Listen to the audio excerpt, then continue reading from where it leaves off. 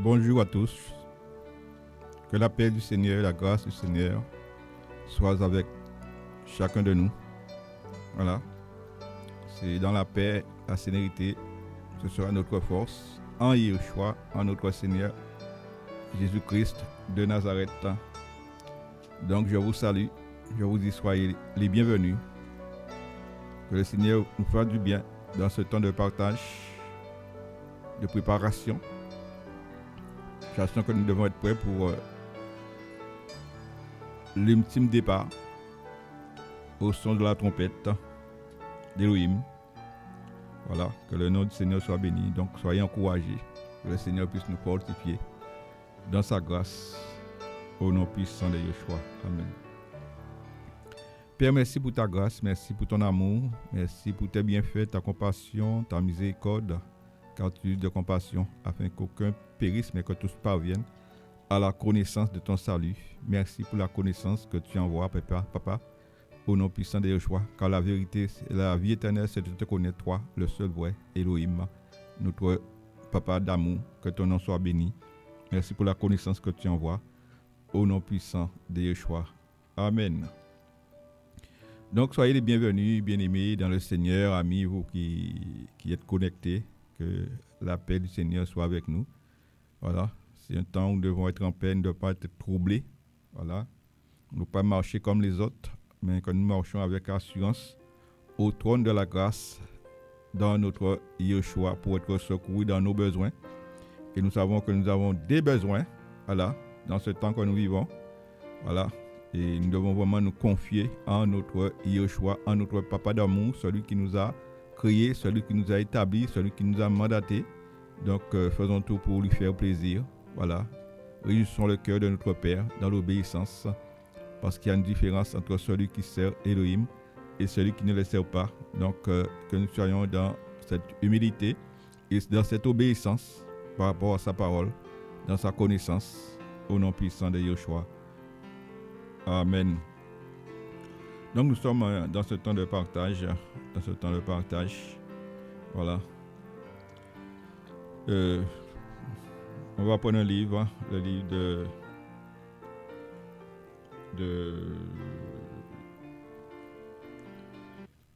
Amen. Merci Seigneur. Que le nom du Seigneur soit béni. Voilà. Alléluia. On va prendre le livre de Ecclésiaste chapitre 3. Ecclésiaste chapitre 3, verset 11. Voilà. Ecclésiaste chapitre 3, verset 11. Il nous dit: Il a fait toutes choses belles en son temps. Aussi a-t-il mis l'éternité dans leur cœur, sans toutefois que l'être humain puisse comprendre.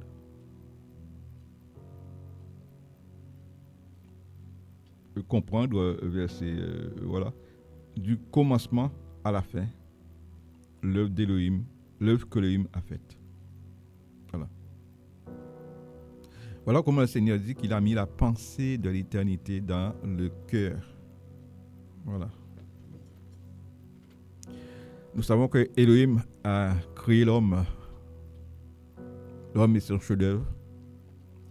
Donc, il nous a créés pour l'adorer. Voilà. Il a mis la pensée de l'éternité dans le cœur. Et c'est comme ça aujourd'hui, tout le monde dit que la plupart, hein, il y a ceux qui se disent sont athées, mais tous disent il y a un Dieu, Elohim est vivant. Beaucoup jurent qu'Elohim est vivant, mais c'est faussement qu'ils jurent qu'il est vivant parce qu'ils ne mettent pas en pratique la parole du Seigneur. Voilà comment le Seigneur a mis la pensée de l'éternité. Donc l'éternité, voilà, il a mis ça dans le cœur de l'homme. Voilà. Et c'est pourquoi il demande à l'homme de se tourner vers lui. Parce que Elohim a la solution pour notre éternité. Voilà. Il a mis dans l'éternité dans le cœur, sans toutefois que l'être humain puisse comprendre du commencement à la fin l'œuvre que l'Élohim a faite. Voilà. Sans toutefois que l'être humain puisse comprendre. Donc beaucoup ne comprennent pas ce que Elohim fait. Et pourtant, ils ont la pensée de l'éternité. Ils pensent qu'il y a un Dieu éternel. Voilà. Beaucoup jurent par lui, mais faussement. C'est pour cela qu'il dit que ce n'est pas tous qui crient Seigneur, Seigneur, qui entrera dans mon royaume. Mais celui-là seul qui fait la volonté de mon Père qui est dans les cieux. Voilà. Donc, il y a une volonté parfaite que tu dois faire ici-bas. Voilà. Une volonté parfaite. Nous allons prendre un deuxième passage qui se trouve dans le livre de Marc chapitre 10, verset 46. Marc chapitre 10, verset 46. Yeshua guérit l'aveugle Bartimée. Voilà. Bartimée l'aveugle. Verset 46 nous dit: et il arrive à Jéricho. Et lorsqu'il sort de Jéricho avec ses disciples et une grande foule, le fils de Timaeus, Bartimaeus l'aveugle, étant assis au bord du chemin, demandait l'aumône. Et ayant entendu que c'était Yeshua de Nazareth, il se mit à crier et à dire: Yeshua, fils de David, aie pitié de moi. Et beaucoup le réprimandaient d'une manière tranchante pour le faire taire. Mais il criait beaucoup plus fort: Fils de David, aie pitié de moi. Et Yeshua s'étant arrêté dit: appelez-le. Ils appelèrent donc l'aveugle en disant: prends courage, lève-toi et t'appelle. Et jetant son manteau, il se leva et vint vers Yeshua. Et Yeshua répondant leur dit: que veux-tu que je te fasse pour toi? Et l'aveugle lui dit: Rabboni, que je recouvre la vue. Et Yeshua lui dit: va, ta foi t'a sauvé. Et immédiatement, il recouvra la vue et suivit Yeshua dans le chemin. Amen. Alléluia. Donc, on pourrait dire que c'est une histoire passée. Mais c'est vraiment une réalité. Et une réalité qui encore aujourd'hui est là. Et nous voyons cet aveugle Bartimée de naissance. Donc sûrement Bartimée n'a jamais lu le parchemin, lu les Écritures, parce qu'il est né aveugle. Mais Elohim a mis dans le cœur de l'être humain l'éternité. Donc, Bartimée savait qu'il y avait un Elohim, malgré qu'il ne voyait pas. Donc, Bartimée s'est renseigné de lui. On voit que Bartimée ne mettait pas ses oreilles à la disposition des choses néfastes. Il écoutait des choses qui pouvaient l'instruire. Donc, on voit que la foi vient de ce que l'on entend. Vous voyez? Il nous dit verset 47, ayant entendu que c'était Yeshua de Nazareth, il se mit à crier, à dire: Yeshua, fils de David, aie pitié de moi. Alléluia. Parce que Bartimée savait qu'il y avait un libérateur qui devait venir. Pourtant, il ne voyait pas. Il était né aveugle. Il est né aveugle.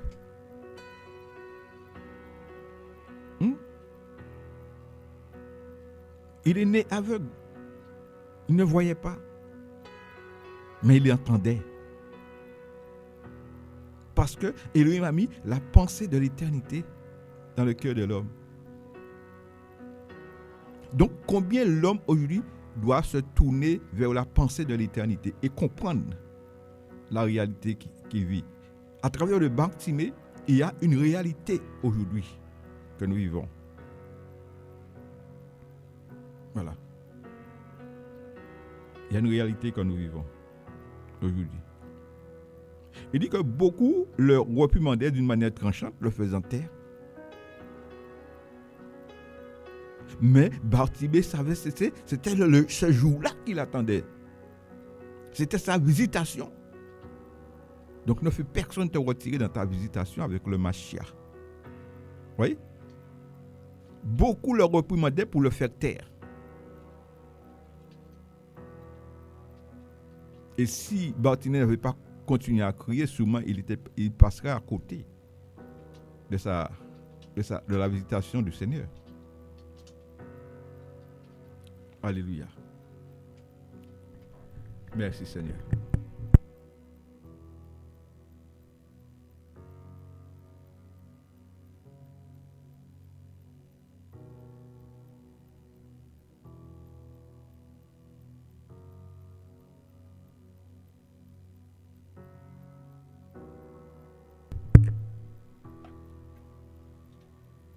Merci papa. Donc souvent, Bartimée allait passer à côté.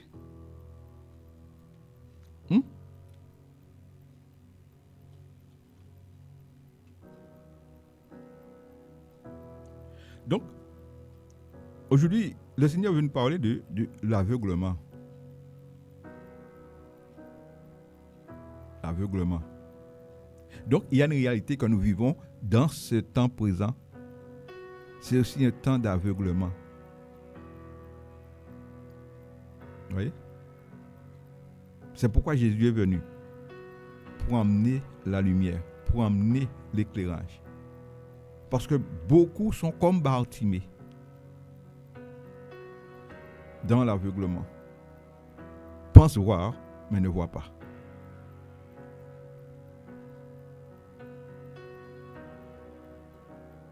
Donc, l'aveuglement, c'est l'état d'une personne dont la raison est obscurcie, le discernement troublé. Donc, beaucoup sont troublés. Ils sont dans ce temps que nous vivons, sont dans le trouble. Ils sont troublés parce qu'ils ne voient pas. Oui. Et beaucoup ont essayé de faire taire Bartimée. Et Bartimée a persévéré. Voilà. Bartimée a persévéré. Les amis. Le Seigneur a mis la pensée de l'éternité dans le cœur de l'homme. Donc, combien ont la pensée de l'éternité, mais ils sont troublés.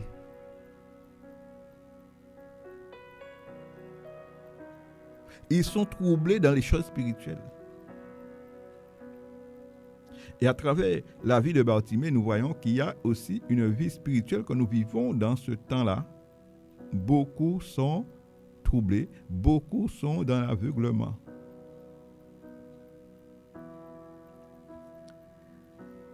Mes amis. Voilà. On va prendre le livre de Jean. Merci Seigneur.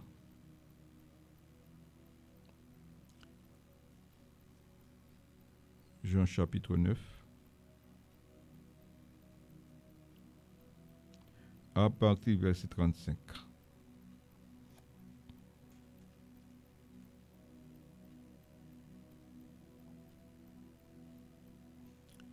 Merci Seigneur. Il nous dit, l'aveugle né adore Yeshua. Yeshua apprit qu'il l'avait jeté dehors. Et l'ayant trouvé, il lui dit, crois-tu au Fils d'Élohim? Il répondit et dit, qui est-il, Seigneur, afin que je croie en lui? Et Yeshua lui dit, tu l'as vu, et c'est lui qui te parle. Et il dit, je crois, Seigneur. Et il l'adora. Et Yeshua dit, je suis venu dans ce monde pour exercer le jugement, afin que ceux qui voient ne voient pas, et que ceux qui ne voient pas deviennent aveugles.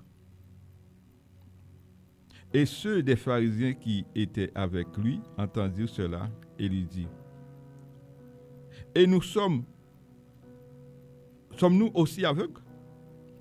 Yeshua leur répondit, si vous étiez aveugles, vous n'auriez pas de péché. Mais maintenant vous dites, nous voyons,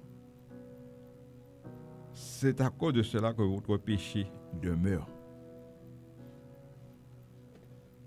Amen. Si vous étiez aveugle, vous n'auriez pas de péché.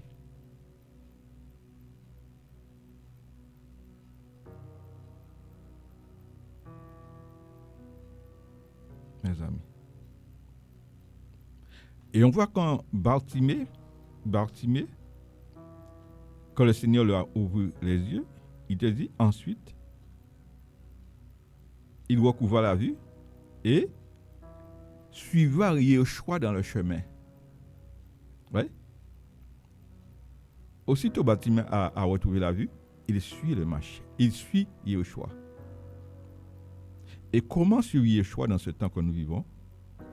C'est en mettant sa parole en pratique. Donc, on voit aujourd'hui que tous ceux qui ne mettent pas la parole du Seigneur en pratique sont dans l'aveuglement. Leur état spirituel est troublé.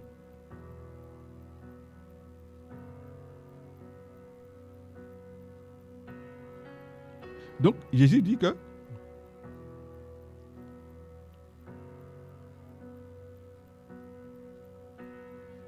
verset Jean chapitre 9, verset 39. Et Yeshua dit, je suis venu dans ce monde pour exercer le jugement, afin que ceux qui ne voient pas voient, et ceux qui voient deviennent aveugles. Voilà.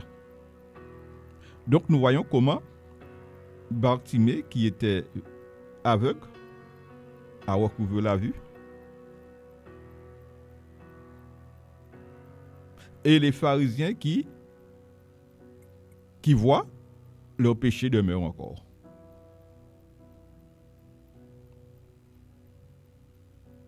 Et le péché, c'est tout ceux qui transgressent la loi du Seigneur. Combien d'hommes, de femmes, de prédicateurs se disent bishop, toutes sortes de noms. Ils sont dans l'aveuglement.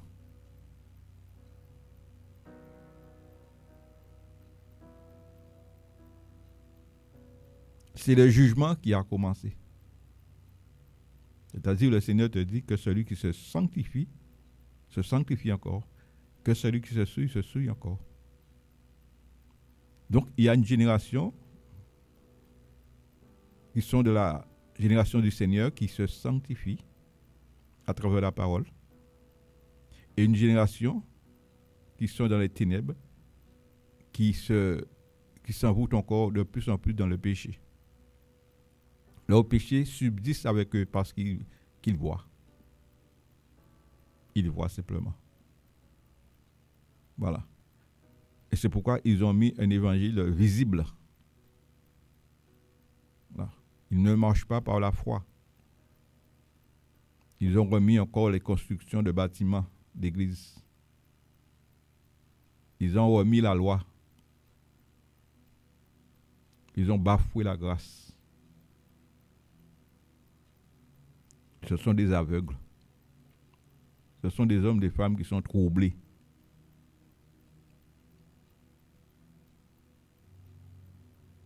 Vous voyez?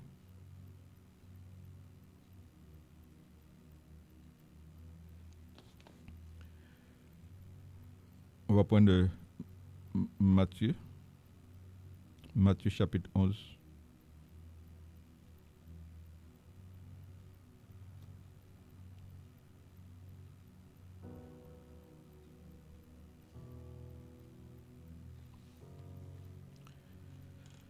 Alléluia. Matthieu chapitre 11.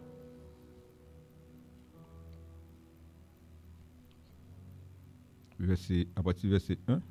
Yohanan le Baptiste, le messager envoyé, préparer la voie du Seigneur. Et il arriva que quand Yeshua eut achevé de donner ses ordres à ses 12 disciples, il partit de là pour aller enseigner et prêcher dans leur ville.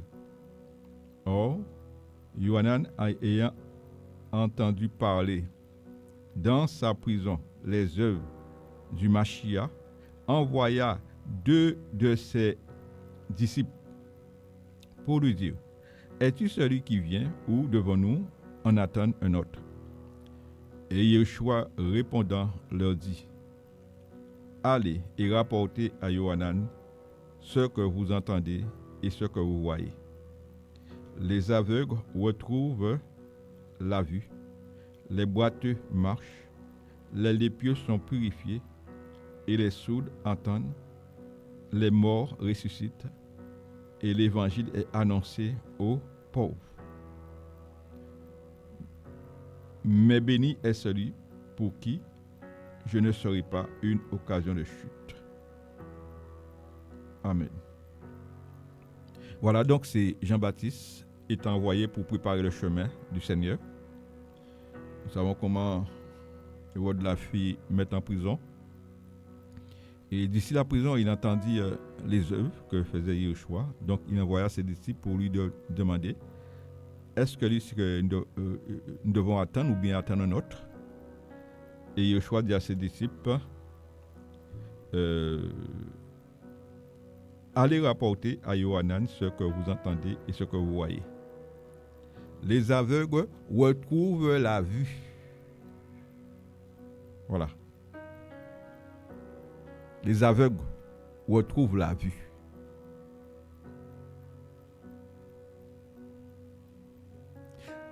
C'est-à-dire, pour marcher avec Yeshua, il faut être aveugle pour ce monde.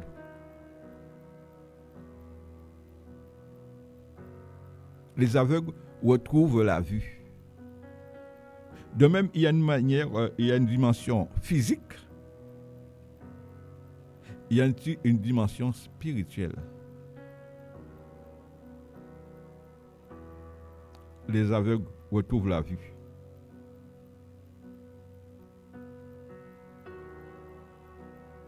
Voilà. Ils retrouvent Yeshua, ils retrouvent la connaissance. Les aveugles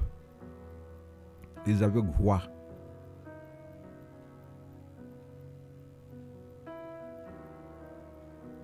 Job dit un jour: mes oreilles avaient entendu parler,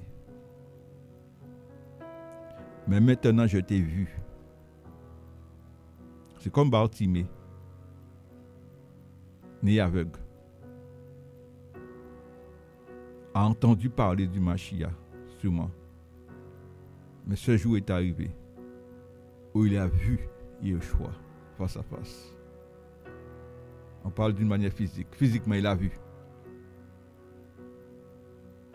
Mais quand le Seigneur nous parle, les aveugles qui recouvrent la vue, C'est ceux qui étaient ignorants des choses spirituelles, des choses du royaume des cieux, et qui un jour ont fini par rencontrer le Maître et marcher avec le Maître. Parce qu'on va voir que Bartimée, lorsque Bartimée a recouvré la vue, immédiatement, il a marché avec le Seigneur. Il a suivi le Seigneur. Vous voyez? Les boiteux marchent. Les boiteux. Combien de vies se sont arrêtées? Beaucoup ne marchent pas avec le Seigneur. Bien, tantôt avec le Seigneur, tantôt avec le monde. Mais lorsqu'on retrouve le Seigneur, eh bien, on marche sous la route qui est le chemin. Le Seigneur est le chemin. Les boiteux marchent. Voilà. Comme Bartimée. Marche avec Yeshua. Ne s'arrête pas. Les lépreux sont purifiés. Sont purifiés du péché. Les sourds entendent. Les morts ressuscitent. Et la bonne nouvelle du royaume est annoncée aux pauvres. Vous voyez? Les pauvres. Les amis. On va prendre le livre de Jean 8.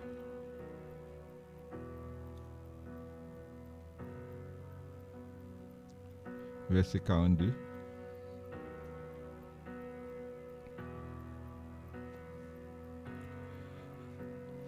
Yeshua donc leur dit, si Elohim était votre Père, vous m'aimeriez, car c'est d'Elohim que je suis sorti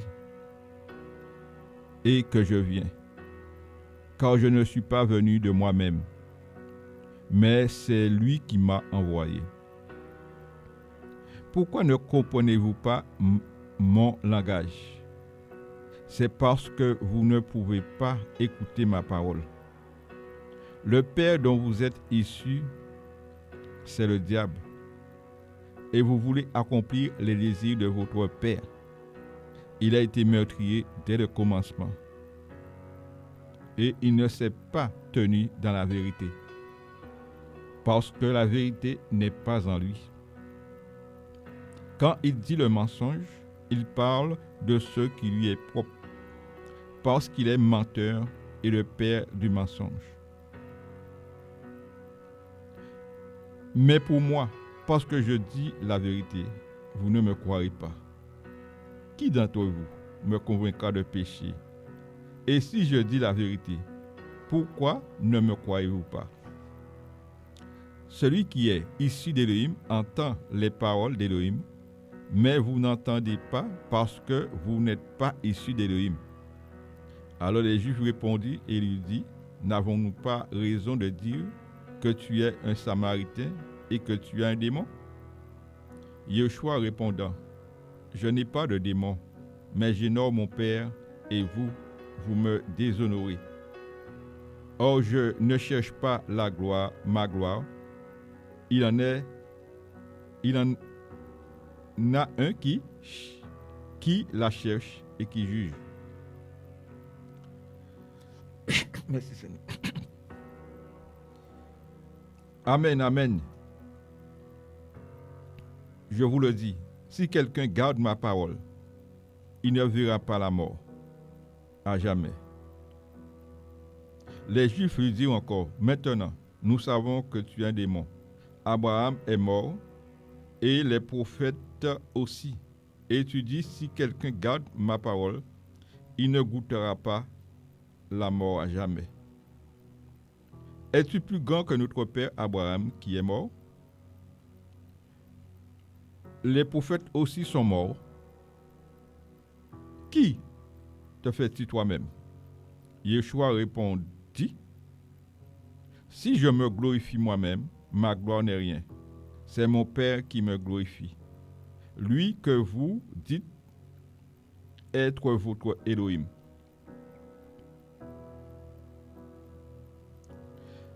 Et vous ne le connaissez pas, mais moi, je le connais.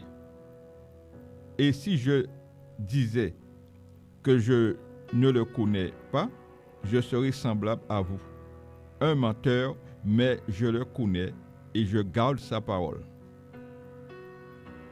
Abraham, votre père, a exulté de ce qu'il verrait mon jour. Il l'a vu et il s'est réjoui. Les Juifs lui dirent donc, tu n'as pas encore 50 ans et tu as vu Abraham? Yeshua leur dit, Amen, Amen, je vous le dis, avant qu'Abraham soit venu à l'existence, moi je suis. Alors, ils prirent des pierres pour les jeter contre lui, mais Yeshua, se cachant, est sorti du temple, passant au milieu d'eux, et c'est ainsi qu'il s'en alla. Amen. Merci Seigneur. On voit comment Yeshua est venu pour son peuple. Son peuple ne l'a pas reçu. Son peuple, voilà, l'a crucifié. Vous voyez comment les Juifs prirent des pierres pour le jeter contre Yeshua. Mais Yeshua se cassa et sortit du temple, passant au milieu d'eux et s'en alla. Vous voyez? Yeshua sortit au milieu du temple. Donc les Juifs sont restés dans le temple. Donc il y a tellement de ceux qui se disent Juifs, ils sont dans le temple. Ils pensent qu'ils sont Juifs, ils sont dans le temple. Pensez-vous qu'ils vont sortir dans le temple comme ça? Vous voyez? Dans le temple, là où vous supposez avoir la vie, la prière, eh bien ils voulaient tuer Jésus. Et aujourd'hui, par leurs œuvres, ils font tellement de sacrifices dans leur temple, fait de main d'homme.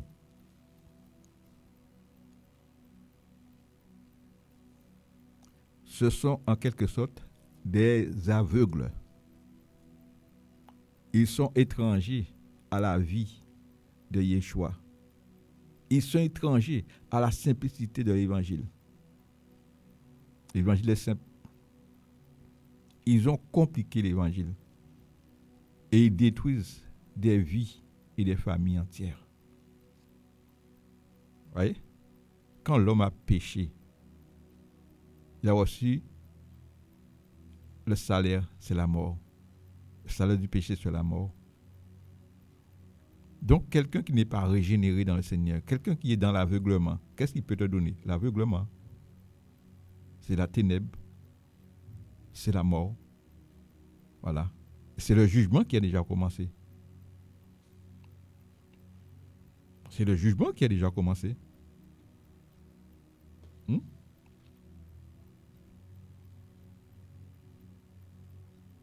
Nos amis.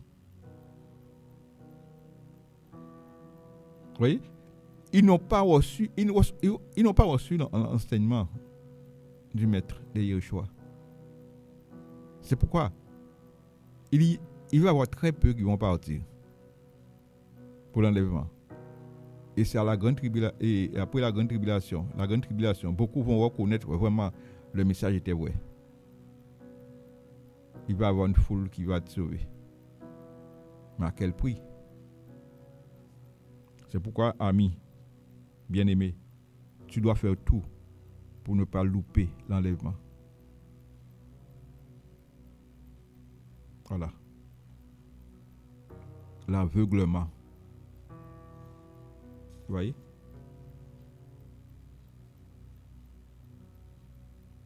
État d'une personne dont la raison est obscurcie. Le discernement troublé. Beaucoup sont troublés. Ils n'ont pas le discernement. Ils sont troublés. Et quelqu'un qui est troublé, c'est quelqu'un qui n'a pas de relation avec Yeshua. C'est pourquoi les vrais hommes de Dieu, serviteurs de Dieu, enfants de Dieu, invitent au peuple du Seigneur de se connecter au Seigneur, de rester avec le Seigneur. Là où se trouve le Seigneur, il n'y a pas de trouble. Si tu as l'intimité avec le Seigneur, tu ne peux pas être dans le trouble. Tu ne peux pas être troublé. Tu as le discernement. Voilà. Voilà. Et lui m'a mis la pensée de l'éternité dans le cœur de l'homme. Vous voyez? Tout le monde parle. Tout le monde dit qu'il y a un Elohim. Il y a un Dieu. Mais beaucoup sont troublés. Pourquoi? Parce qu'ils ne font pas la volonté du Seigneur. Beaucoup sont dans l'aveuglement.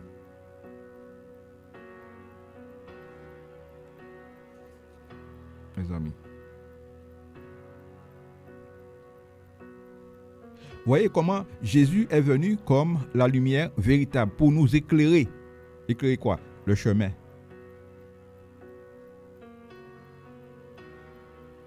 voyez?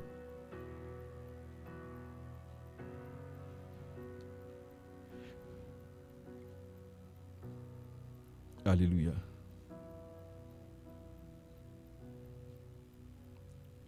On va prendre le livre de Éphésiens.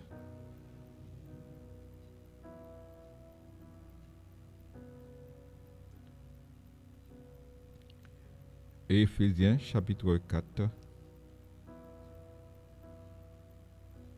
verset 17. Voilà.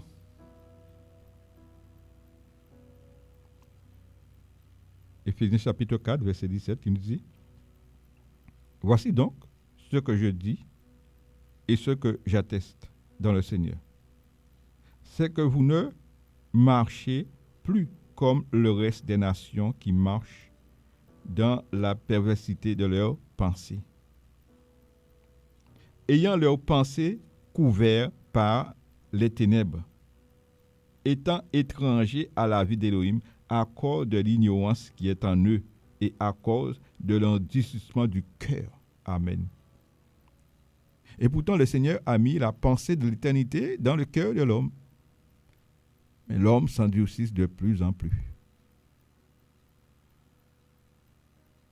Endurcit son cœur de plus en plus. Voilà. Verset 19. Devenus insensibles, ils se sont livrés à la luxure sans bride pour commettre toutes choses d'impureté avec cupidité. Et aujourd'hui, amen. Et aujourd'hui, c'est l'état de beaucoup qui disent église de Dieu. Ils se livrent à la luxure pour commettre toutes sortes d'impuretés avec cupidité. Vous voyez comment ils se sont conformés comme ce siècle présent. Or, le Seigneur nous dit de ne pas aimer les mondes, les choses qui sont dans le monde. Mais ils ont mis dans leur statut, dans leur bâtiment, des concerts payants, des choses du monde, jeux de fumée, jeux de lumière. Ouais, les jeux de lumière, pour que tu puisses être aveuglé. Voilà. Ils ont mis le rap comme si c'est le rap qui va te donner aux jeunes de persévérer. Le zouk. Voilà, l'ambiance. Ouais. Verset 20. Mais vous, ce n'est pas ainsi que vous avez appris Machia. Si toutefois vous l'avez entendu et avez été instruit par lui, conformément à la vérité qui est en Yeshua, à vous dépouiller pour ce qui est votre conduite précédente du vieil être humain qui se corrompt selon le désir de la séduction, à vous laisser renouveler par l'esprit dans vos pensées. Voilà comment le Seigneur nous appelle au dépouillement. Voilà. Parce que si quelqu'un n'est pas dépouillé, eh bien, il va amener ce feu d'étranger devant la présence du Seigneur et pense servir le Seigneur avec un feu étranger. Voilà. Et c'est ça l'œuvre de la ténèbre. Parce que le Seigneur dit qu'un aveugle ne peut conduire un aveugle. Voilà. Ce sont les chefs de ténèbres. L'aveuglement, c'est le noir. Total. Voilà. Et à vous revêtir du nouvel être humain, créé selon Elohim, dans la justice et la sainteté, la vérité. C'est pourquoi, ayant mis de côté le mensonge, dites la vérité, chacun à son prochain, parce que nous sommes membres les uns les autres. Amen. Dites la vérité, chacun à son prochain. Voilà. Le Seigneur nous attend dans une parfaite unité ici-bas. Parce qu'il n'y a rien de souillé qui va entrer dans le ciel. Il faut parler selon la vérité à son prochain. Quand même la vérité est dure à dire, il faut le dire, il faut parler. Voilà, parce que nous sommes un temps où nous devons être propres, habillés, que nos vêtements soient sains. Parce que le maître vient. Voilà. Alléluia. Il nous dit verset 26. Soyez en colère et ne péchez pas. Que le soleil ne se couvre pas sous votre indignation. Amen. Soyez en colère et ne péchez pas. C'est-à-dire, sois un homme de discernement, de jugement. Ne pêche pas. Gare à ceux qui sortent dans ta bouche. Voilà. Verset 28. Que celui qui volait ne vole plus, mais plutôt qu'il travaille en faisant de ses mains ce qui est bon, pour avoir de quoi donner à celui qui est dans le besoin. Qu'aucun discours pourri sorte de votre bouche, mais ce qui est bon pour la construction selon le besoin, afin qu'il communique une grâce à ceux qui l'écoutent. Amen. Voilà le gros morceau aujourd'hui. Qu'aucun discours pourri ne sorte de votre bouche. Donc, il y a des discours qui sont pourris. Des discours qui sentent mauvais, qui sentent la mort. Voilà. Ça ne construit pas, ça détruit. Il y a des prêches, des prédications qui détruisent.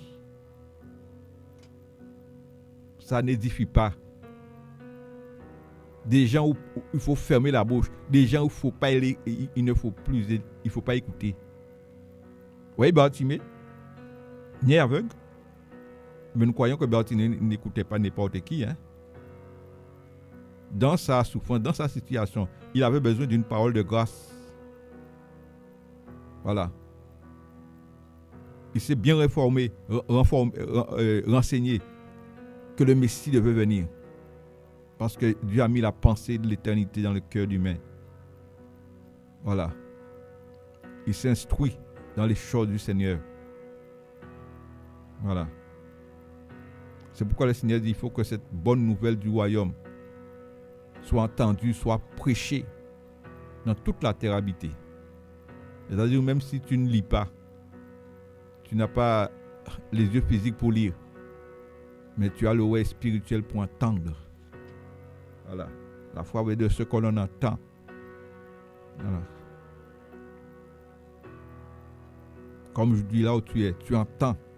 Il faut que tu entends cette parole. Vous savez, ce message, eh bien, beaucoup ne l'ont pas écouté. Parce que beaucoup sont dans l'aveuglement. Sont dans l'aveuglement.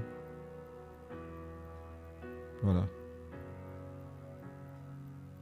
Mais Jésus dit que mes brebis entendent ma voix.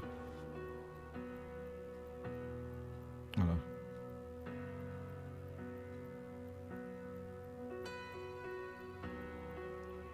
Il te dit verset 30, et n'attristez pas le Saint-Esprit d'Élohim par lequel vous avez été marqués d'un sceau pour le jour de la rédemption. Que toute espèce d'amertume et de fureur et de colère et de clameur et de blasphème avec toute espèce de malice soit bannie du milieu de vous. Mais devenez doux les uns envers les autres, pleins de compassion, et vous pardonnant les uns aux autres, ainsi que l'Élohim vous a pardonné en Mashiach. Amen. On va prendre le livre de Luc. Luc chapitre 6. Verset 39.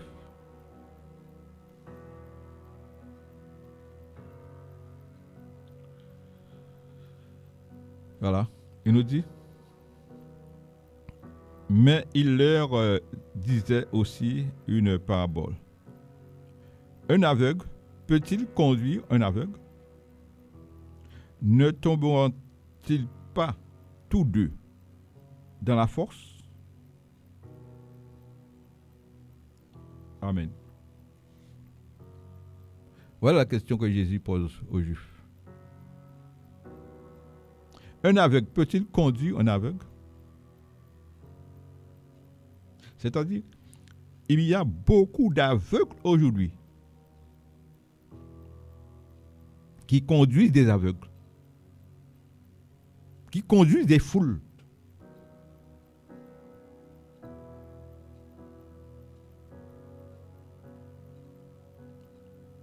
En réalité, si tes yeux sont braqués sur un homme, tu es aveugle.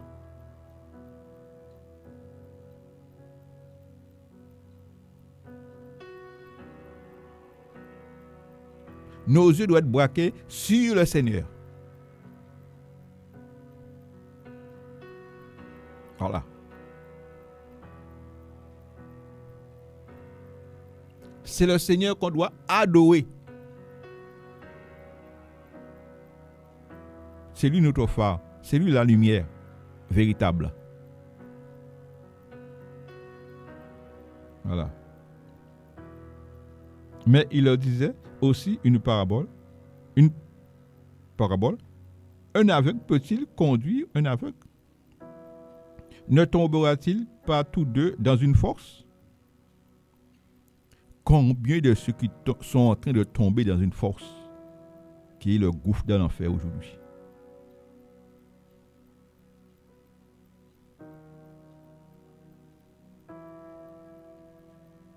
C'est terrible, mes amis.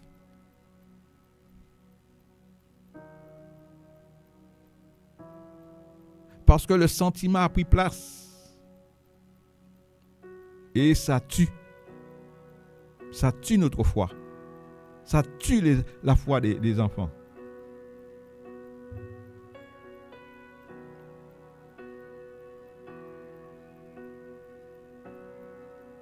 Le disciple n'est pas au-dessus de son docteur, mais entièrement équipé. Il sera comme son docteur. Voilà.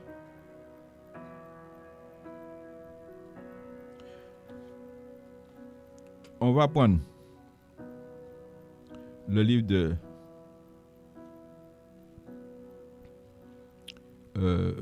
2 Corinthiens.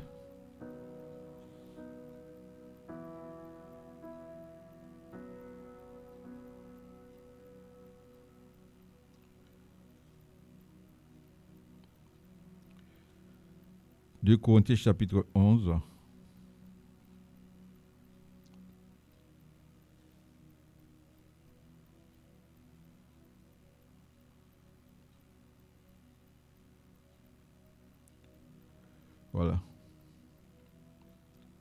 verset 13. Qui nous dit? Car de tels hommes sont des faux apôtres, des ouvriers trompeurs, qui se transforment en apôtres du Mashiach. Et cela n'est pas étonnant, car Satan lui-même se transforme en ange de lumière. Ce n'est donc pas une grande chose si ces serviteurs aussi se transforment en serviteurs de justice. Mais leur fin sera leurs œuvres. Amen. Bien-aimés, ne voilà-t-il pas que Jésus est venu comme la lumière pour éclairer ce monde? Oui. Mais Satan, il te dit que Satan lui-même se transforme en ange de lumière. Pensez-vous c'est pour éclairer? Non, pour aveugler. Parce que si tu mets une lumière dans tes yeux, ça va t'aveugler. Combien de personnes ont perdu leur vie dans des accidents durant la nuit? Parce qu'ils ont été aveuglés par une voiture, par une lumière. Vous voyez? Donc, l'aveuglement, qu'est-ce que ça fait? Ça te tue.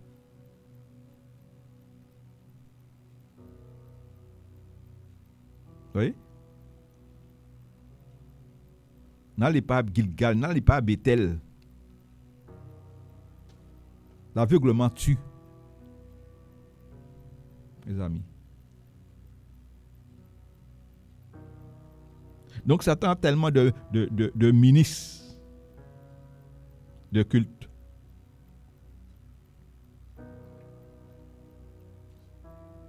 C'est donc c'est donc pas une grande chose, car ces serviteurs aussi, voilà, se transforment en serviteurs de justice, mes amis. Ayons le discernement.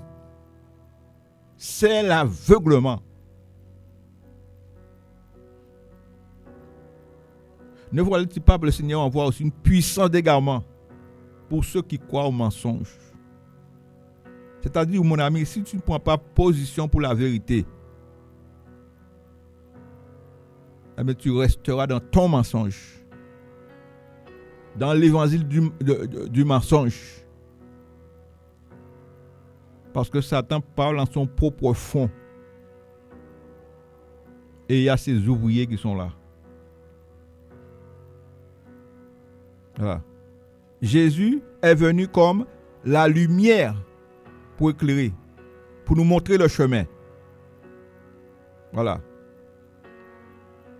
Mais Satan se déguise en ange de lumière pour aveugler nos yeux et pour nous tuer.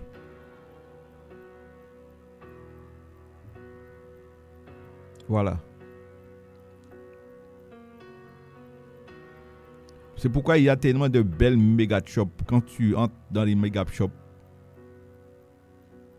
mes amis, tout est fait dans l'ordre. Voilà. Des beaux décorations.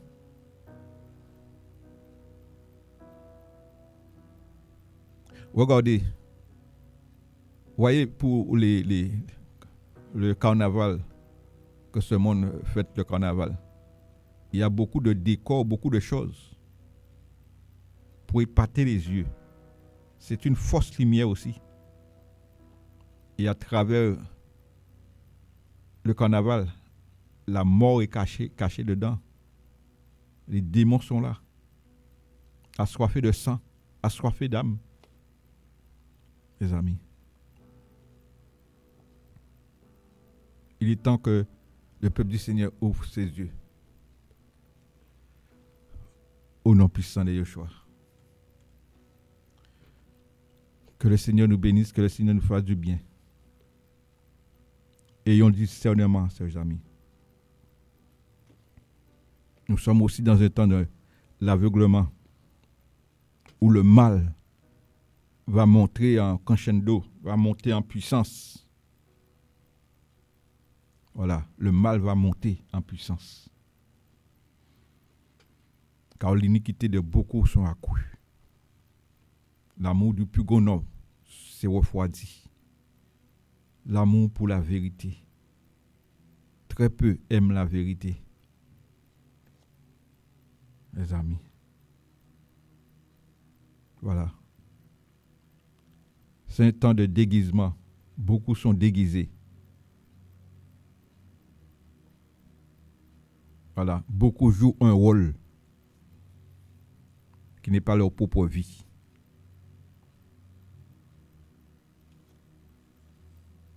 Nos amis. Ayons le discernement. Parce que le maître est déjà là.